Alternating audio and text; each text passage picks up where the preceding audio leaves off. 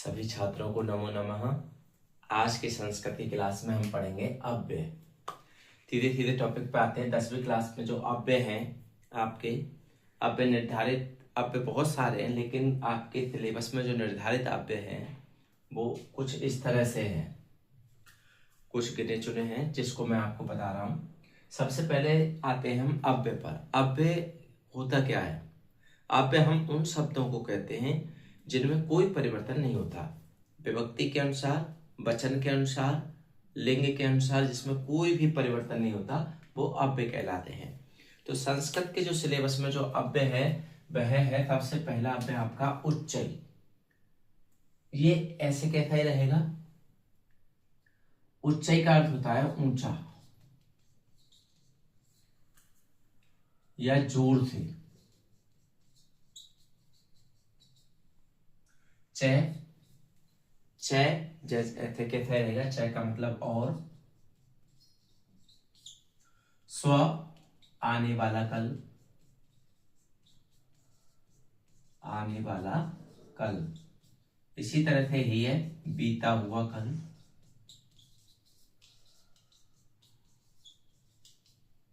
अत्र आज, अत्र तत्र यहां वहां, यत्र यानी जहां, कुत्र यानी कहां, इदानीं यानी अब, यानी संप्रतिम, इदानीं, सांप्रतम, ये सब इदानीं के उदाहरण है। यदा, तदा और कदा। यदा यानी जब, तदा यानी तब और कदा यानी कब। ये क्वेश्चन वाचक आएगा, वहां पर कदा भरने में आएगा। सहसा का मतलब अचानक, अकस्मात, अकस्मात। प्रथा का मतलब बेकार, शनि धीरे धीरे, कभी कभी ये दो बार आ जाता है शनि शनि। अपी का मतलब भी। आगे कुतः यानी कहां से, ये भी क्वेश्चन वाचक में आएगा। इतस्ततः इधर उधर। यदि और तरही और यावत और तावत, ये दोनों युग्म अव्यय हैं।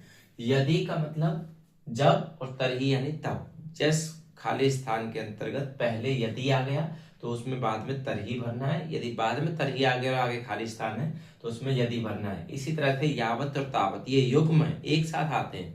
जब तक तब तक, यावत यानी जब तक, तावत यानी तब तक। इस तरह से ये है। अब हम आइए इनको उदाहरण से पढ़ेंगे, उदाहरण से अच्छे से समझेंगे कि किस तरह से पेपर में हमको करना है। ये इनके साधारण रूप में ये आपके सिलेबस में निर्धारित अव्यय हैं। अर्थ हमने समझ लिया। अब इसको पेपर में कैसे आएगा उदाहरण से, वो हम अच्छी तरह से समझेंगे। ये आपके अव्यय के उदाहरण दे रखे हैं। जैसे निम्नलिखित वाक्यानि पठत। जैसे दुर्वहम अत्र जीवितम, यहां पर आपसे पूछेंगे कौन सा अव्यय है? अत्र। प्रकृति एव शरणम एव, स सदा सत्यम वदति, तो सदा क्या हो गया? हमेशा। ये आपका अव्यय है। यानानाम पंक्तियों ही अनंता, ही इसमें अव्यय है।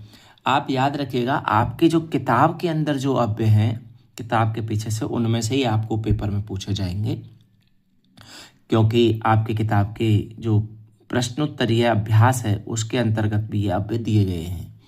वायुयानम भ्रशम दूषितम, तो ये भ्रशम इसमें क्या हो गया? अव्यय हो गया।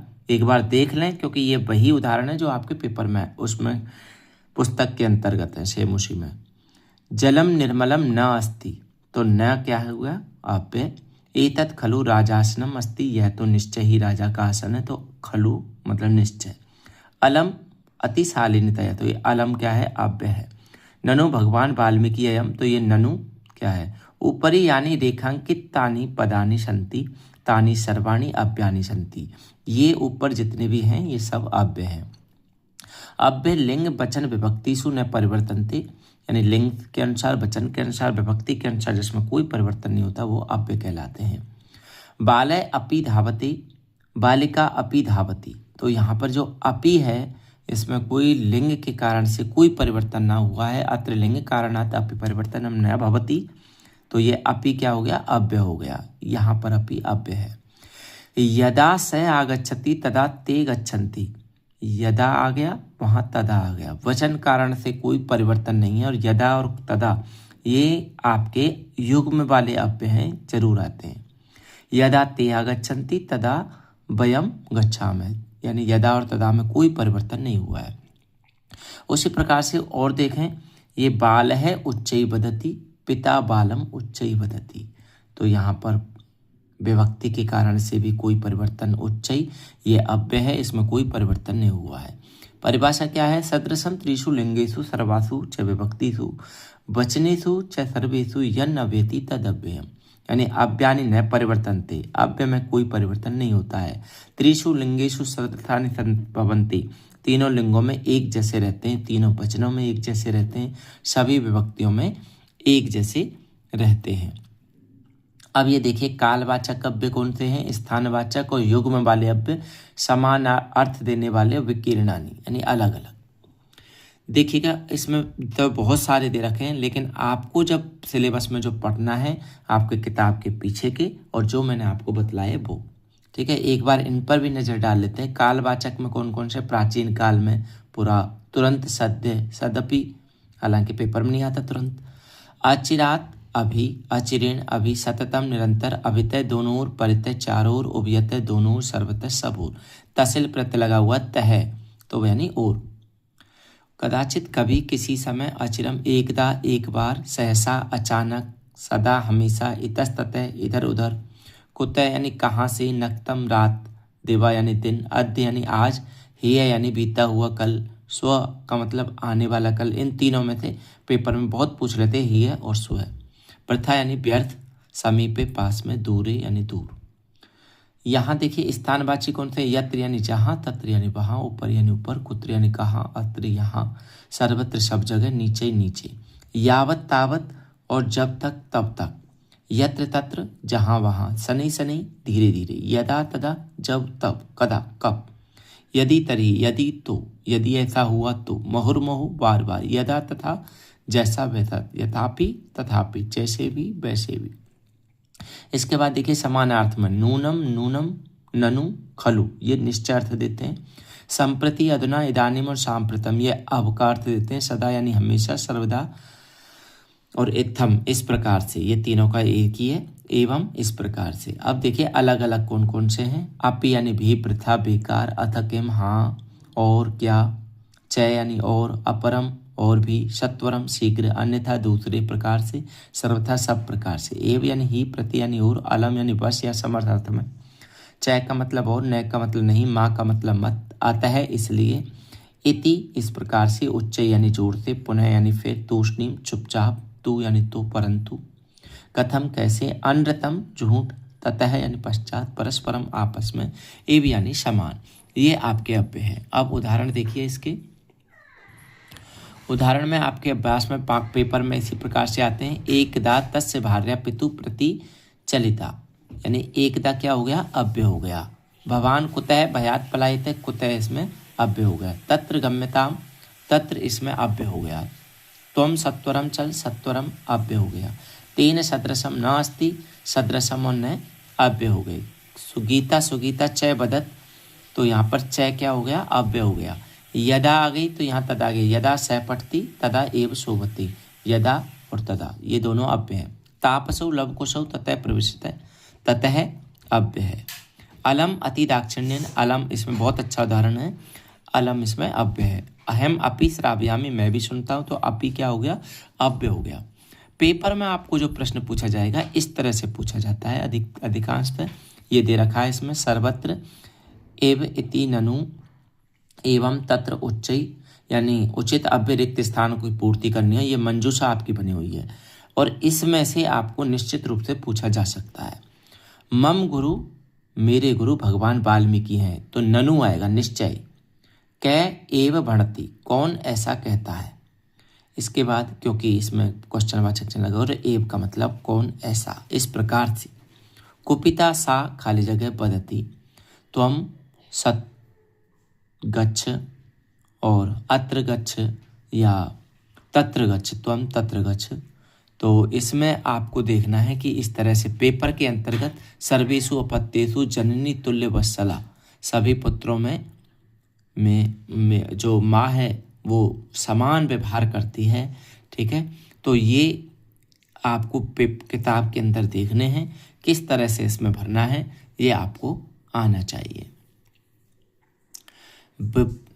विपर्य अव्यय सहयोजित, विपरीत अव्यय, ये उदाहरण दिया है आपको कि इस तरह से हालांकि ये सेकंड वाला जो उदाहरण है ये आपका पेपर में पूछा जाएगा इस तरह से, मंजूषा बनी हुई आएगी। इसको एक बार स्क्रीनशॉट ले लो और इसको अच्छे से करना, जो चीज़ समझ में नहीं आए वो मेरे से आप पूछ लेना।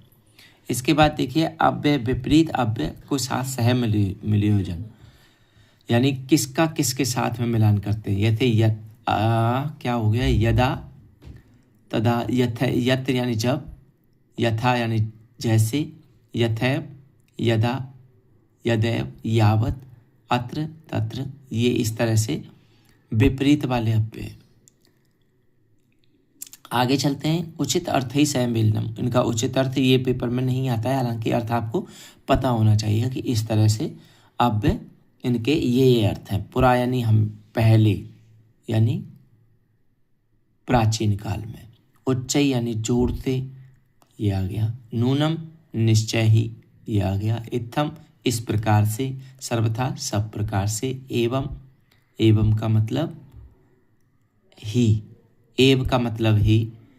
परम, परम, परंतु, सदा, हमेशा। माँ का मतलब नहीं, और ये इस प्रकार से ऐसे आएगा।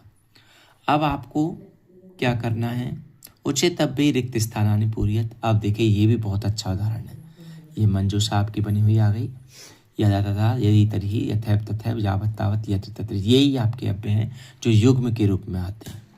आपको इस तरह से पेपर में करना है, याद रखिएगा किस तरह से आएगा, एक भरा हुआ आएगा, दूसरा आपको भरना है। अब उदाहरण के अनुसार देखिए, कालबोधक कौन से, स्व, सोमवासर, कालबोधक अव्यय ये हैं, अद्य, स्व, परस्व, परसों, अधुना, आज, अब, ये, बीता हुआ कल। ये पर्यायवाची ननु और संप्रति, इस प्रकार से ये आपके अव्यय आपके इस प्रकार से दे रखे होते हैं। बाकी आपको जो अव्यय करना है, और भी उदाहरण इसके दे रखे होते हैं। एक बार मैं और उदाहरण आपको बता देता हूँ। ये देखिए अभ्यास के उदाहरण, ये आपके पिछले पेपरों में पूछा गया है। ये आपके कुछ उदाहरण है। गंगा हिमालयात प्रभवती, यमुना प्रभवती। अब इसमें क्या है, प्रश्नवाचक है, कुतः है, तो याद रखिएगा इसमें जो भी है इसमें प्रश्नवाचक कौन सा है, तो कदा तो समय के लिए आता है, स्थान के लिए कुतः कहाँ से। विद्यालय खाली जगह कार्यक्रम है भविष्यति, विद्यालय में कार्यक्रम होगा, भविष्यति आ रही तो आने वाला कल होगा, तो स्व आ गया। वृष्टि प्रारब्ध, अचानक वर्षा शुरू हो गई तो सहसा। धनस्य वृथा प्रयोगम मा कुरु, धन का बेकार में प्रयोग ना करें। इस प्रकार से पेपर में ये 3 नंबर का आएगा। अच्छे से करें और बहुत ही स्पष्ट रूप से करें ताकि आपको दिक्कत नहीं आए। एक बार अच्छे से पढ़ लें। बहुत सारे उदाहरण मेरे पास दे हैं इसके, आप जितने उदाहरण कर सको उतने ही आपका ज्ञान बढ़ेगा इसमें अव्यय में। देखिए ये उदाहरण, वाक्य अनुगणम उचित अव्यय चुनुत, केवल प्रश्नत्रयम, केवल 3 प्रश्न करने हैं, 4 दे रखे हैं इसमें। जैसे आपको ये ऑप्शन दे दिए या मंजूषा आ जाएगी तो मंजूषा में से आपको करना है। ठीक है, इस तरह से उदाहरण आपके दे रखे होते हैं। ये आपकी मंजूषा है, जैसे ये पूरे उदाहरण देती है, ये मंजूषा आगे, मंजूषा में से इसमें भरना है। आपको केवल 3 प्रश्न करने हैं, इसमें से जो आपको अच्छा लगे, सरल लगे, आपको आ जाए, वो एकदम से इसमें भर देना है। ये देखिए कितना अच्छा उदाहरण इसके दे रखे हैं, आप लोग भरें इसमें। केचित अम्बोधा गर्जंती, ये आपके जितने भी उदाहरण हैं ये आपकी किताब के पाठ के अभ्यास में से लिए गए हैं, पीछे के लिए गए हैं। कुछ उदाहरण अलग होते हैं जो मैंने आपको बता दिए हैं। आपको यदि अव्यय आ गया, निश्चित रूप से सबका अर्थ समझ में आ गया, तो आप बिल्कुल सही कर दोगे। धन्यवाद।